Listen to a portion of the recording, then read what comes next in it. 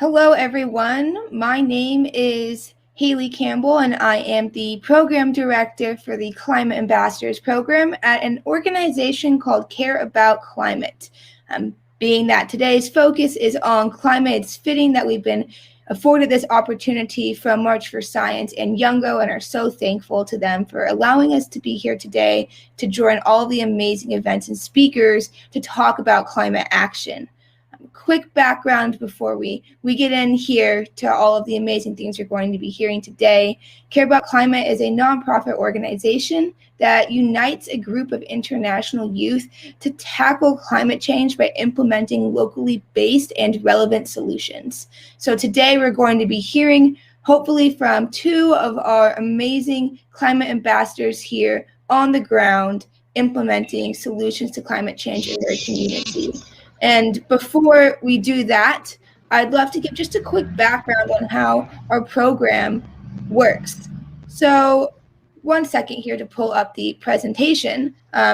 As mentioned, we are the Climate Ambassadors Program with Care About Climate. And the way our program works is by following the principles of Action for Climate Empowerment, which is integral to the success of achieving all of the Paris Agreement goals.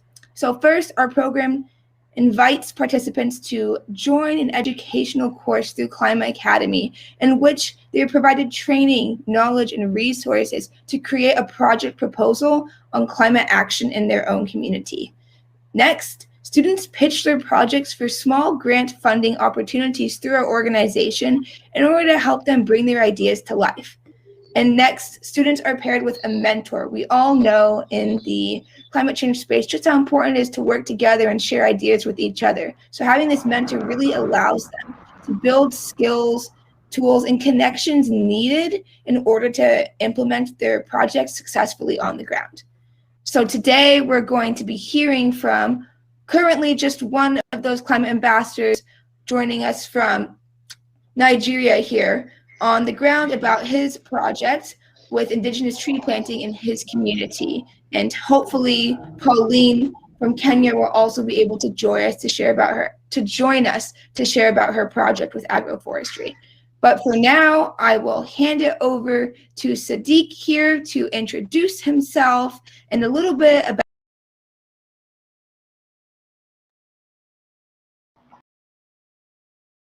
Good day, everyone. A climate ambassador from Nigeria. So basically, the essence of the project I'm working on is aimed at restoring indigenous trees that had been long logged down and that have been long logged across local communities in Nigeria. The idea about this is the fact that just as sustainable across other parts of the world, survival is a necessity. People do everything possible to make sure that they survive. And for most local communities here in my environment, what they always find themselves doing is logging down trees in order to make provision for fuel, which they use for cooking. This practice had continued for a very long time, and of course, the environmental impact of this cutting down of trees for cooking had gone beyond the temporary benefits that they thought they might have been getting from the. So the real idea of the project is to a kind of restore indigenous trees specifically across these local communities. I know with this particular project, the question that the people have been cutting down trees and then now you want to plant more trees, is that meant for them to be cutting down as well? Then that's also brought us to the second part of the project. Or let me say the second part of the project, which is aimed at a kind of enlightening and sensitizing on the benefits of planting trees, detriment of cutting down trees, and most importantly, introducing them to sustainable alternatives for cooking, such as the use of briquettes and other sustainable means of cooking.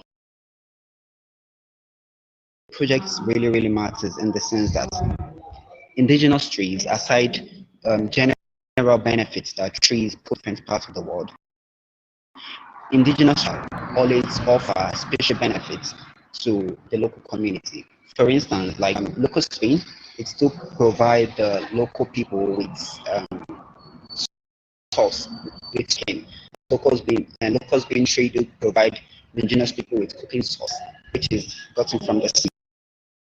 Then as neem tree also a source of medicinal herbs, which is also very, very beneficial to the people. So that's one of the reasons why I launched this project, which is aimed at planting trees, restoring the carbon deposits local communities, and also improving environmental sustainability generally within my immediate community. Thank you, Hailey. That is amazing. And as you just heard, everyone, Sadiq is really leading on the ground action that's not only trying to increase tree cover, but create that change in his community so that these trees can thrive long term. So this is really a holistic solution. And I'm so excited that he's been able to go on this journey with us and we'll be able to help support him in implementing it. But my next question for you, Sadiq, is, why does this project matter to you specifically? Why did you pick this project to focus on out of everything you could have selected? Like I've said a couple of minutes ago, the most predominant activities which engage in my local environment here, especially for survival, which is the need to cook and eat for survival purpose, is basically cutting down of trees, basically for cooking. So this activities have continued for a very long time now. And of course, that's always leads to so many environmental degradation here, which is also affecting us along the line. So it's just like a problem which exists, and then the need to address that particular problem, because we know that the more those trees are being keeps getting down to get to age whereby we wouldn't be able to live in the environment again. So that's the reason why we want to kind of get more trees into the environment, and not just getting the trees, but putting in measures that would ensure the trees do thrive in the environment, and they tend to grow, and they don't have to be cut down by people any longer. Yeah, that's absolutely amazing. And I so wish that I was able to, be there with you and seeing this amazing on the ground action take place. But, for now, I'd just love to hear what have you done so far? How have you engaged your community? I know with the pandemic, there's been a lot of challenges with trying to meet in person, right? That's not necessarily always possible. So what have you done so far?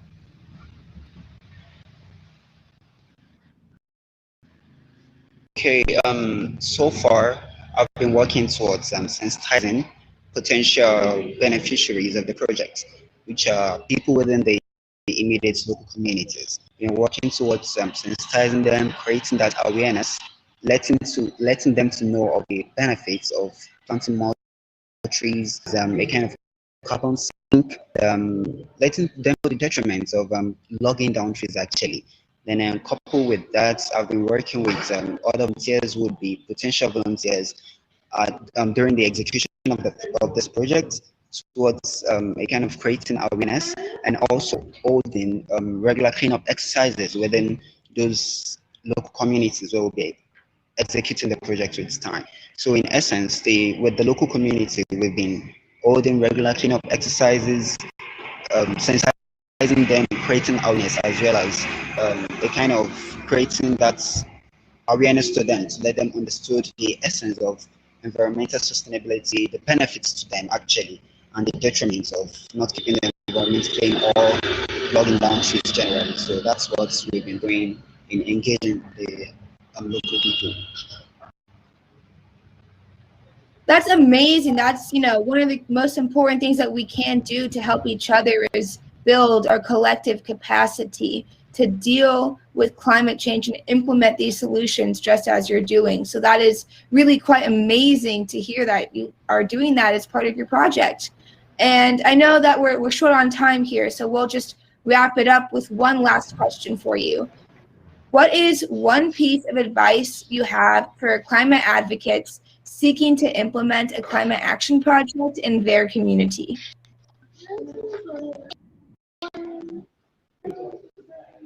All right. What I would say is basically, oftentimes, like we've already done, the problems in the society very much, especially environmental challenges, they're really, really much, and they keep coming almost every day. Yesterday there were so many environmental challenges, and then today there are more environmental challenges coming into this scene, and tomorrow there's going to be more. So the thing is that we can outrightly do everything in quotes, but the little we could do towards a kind of facilitating environmental sustainability, the little we could do towards making the world the best, that's what to be doing. It doesn't really need to be magnificent as much as possible, even though it's just little actions which would eventually lead to a kind of changing mindsets of other people towards keeping the environment clean, towards doing the right thing. That's what I would actually kind of encourage other environmental activists to. So it might not really be too big, but those little actions that are being taken towards making the environment clean, making the environment better, making the world a better place generally, those are the things that we should actually engage in, and always a kind of encourage other people that are doing similar actions across the world. Because at the end of the day, the environment is one thing that we all share in common. We thrive in the environment, we live in the environment, all of what we get in surviving all come from the environment. So that's like one identity which we all share, which we needed to protect as much as possible. So those little things that we could do towards protecting them, towards making them better, towards improving environments and a kind of keeping a better environment for the generation to come, those are the little things that we should always intensify efforts on, basically. Thank you. That is so amazing. Yes, it's a great message. Everyone and anyone can and should get involved in climate action. It's people like Sadiq here on the ground that are making these changes and getting their communities involved that matter the most. So if you're interested in connecting with Sadiq to work on him with his project, or you're interested in learning more about Care About Climate and joining this program, please head to careaboutclimate.org. And you can find us on the Climate Ambassadors page with my email there at the bottom. I'd love to connect with anyone and everyone interested in starting a climate action project, as well as anyone who'd like to offer their support for our climate ambassadors such as Sadiq here. And I'd just like to wrap up by saying thank you all so much for tuning in, and also to Marshall Science and Younger for this opportunity. We can't wait to see how the rest of the event goes, and are really excited for this Earth Day to be focusing on raising our climate ambition. And with that, I'll say thank you to Sadiq for your amazing answers to our questions today and giving your time to us for this presentation. Awesome. Well, thank you all so much for just listening to our conversation with Sadiq. My name is Hailey, and I'm back now here with another climate ambassador, Pauline, calling us today from Kenya. And I'd love to start out by asking you, Pauline, what is your project that you're working on? And if you could please introduce yourself at the same time, that would be great. Thank you very much. Pauline Owichi from Kenya. I am the founder of the Poly Foundation. So our goal at the Poly Foundation is to train the community in the best practices of sustainable organic farming. So why are we doing this? We have witnessed reduced crop yield due to nutrient depletion and loss of soil biodiversity. Most recently, non-regenerative farming practices have caused the problem over a very long time. But we also have overuse of agrochemicals as fertilizer and pest control, which have just worsened the problem. So at the Poly Foundation, we believe that organic farming offers an alternative that can eliminate many of these environmental problems caused by contemporary and sustainable agricultural practices. And instead of using petroleum-derived chemicals as fertilizers and pest control, farmers use more natural alternatives, and they learn how to make compost mulches that recycle nutrients and control pests plus weeds. So this is very important to us because it helps in reducing the carbon emission, and it at the same time enhancing soil fertility and improving climate resilience.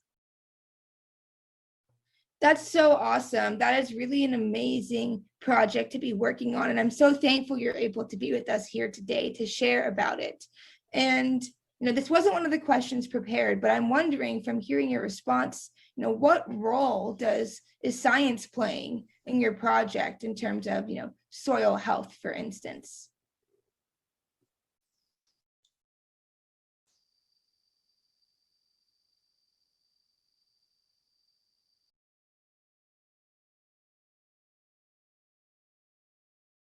Because from animals, instead of using like chemicals, I think in that area, science plays a very important role because of the cycle of life of things like crops.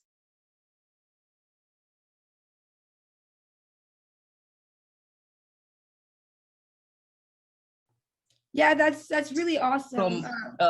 Really important part. No, it's okay. No, it's okay. The audio cut out for a second. I'd love to hear you finish your statement. I wanted to talk about the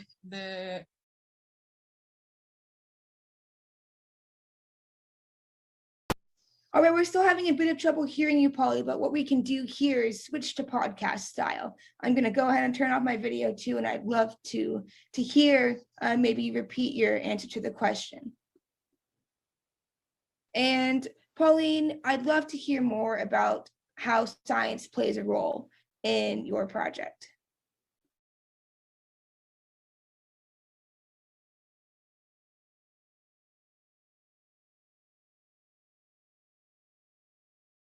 So basically, nutrient cycle, how like we will gain like natural nutrients from like plants to help us in from the growing plants, and the decomposition parts to help us in growing other plants. An important point, the nutrient cycle is definitely very reliant on the contents within the soil, for instance, and in the plants and everything. So that's really an amazing use of science here with your project. And going off of that, I'd love to know, what have you been doing with your project so far? What have you accomplished? So right now we have like 2 programs. We are continuing with them. We have the community program and the school program.